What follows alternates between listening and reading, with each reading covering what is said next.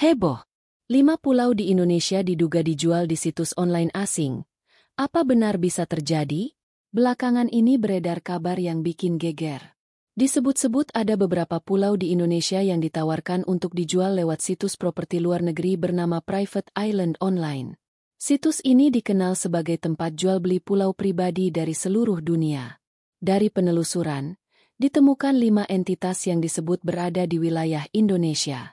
Beberapa di antaranya adalah 2 pulau kecil di Kepulauan Anambas, Kepulauan Riau, Pulau Panjang di Kabupaten Sumbawa, Nusa Tenggara Barat, NTB, beberapa kafling tanah di sekitar Belitung dan wilayah lainnya. Namun, setelah dicek lebih lanjut, ternyata hanya 2 dari 5 entitas itu yang benar-benar merupakan pulau utuh. Sisanya hanyalah lahan atau properti biasa, bukan keseluruhan pulau. 1 pulau di Kepulauan Anambas. Yang pertama adalah 2 pulau kecil di Kepulauan Anambas, Provinsi Kepulauan Riau. Luasnya sekitar 64 hektar. Dalam situs, pulau ini ditawarkan dengan harga on request.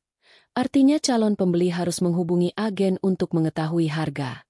2 Pulau Panjang di Sumbawa.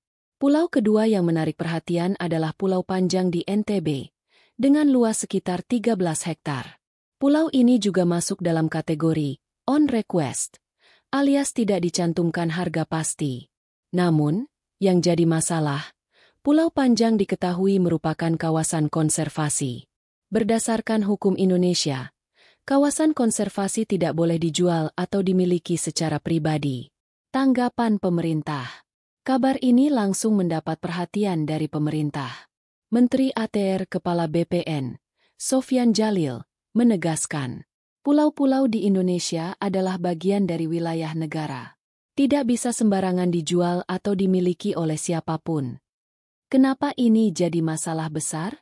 Fakta bahwa nama-nama pulau di Indonesia bisa muncul di situs jual beli luar negeri menimbulkan kekhawatiran. Pertanyaannya, bagaimana data pulau ini bisa sampai ke pihak asing? Apakah ada celah hukum yang dimanfaatkan? Apakah ini bisa mengancam kedaulatan negara? Jika dibiarkan, bukan tidak mungkin pulau-pulau kecil kita bisa jatuh ke tangan pihak asing, baik individu maupun perusahaan. Langkah-langkah yang harus dilakukan. Agar kejadian serupa tidak terulang, berikut langkah yang perlu diambil oleh pemerintah. Perkuat pendataan dan pemetaan pulau-pulau kecil. Libatkan lembaga seperti BIG, Kementerian Kelautan dan Perikanan, dan Otoritas Maritim. Awasi situs-situs jual-beli properti luar negeri yang memuat wilayah Indonesia. Edukasi masyarakat pesisir agar lebih memahami pentingnya menjaga pulau-pulau sebagai aset bangsa. Penutup. Meskipun aturan sudah jelas bahwa pulau di Indonesia tidak boleh diperjualbelikan, tetap saja kemunculan nama pulau-pulau kita di situs asing menjadi sinyal bahaya. Ini bukan sekadar urusan properti. Ini soal kedaulatan dan keamanan negara. Pemerintah dan masyarakat harus sigap agar pulau-pulau kecil di ujung negeri tetap milik bangsa Indonesia.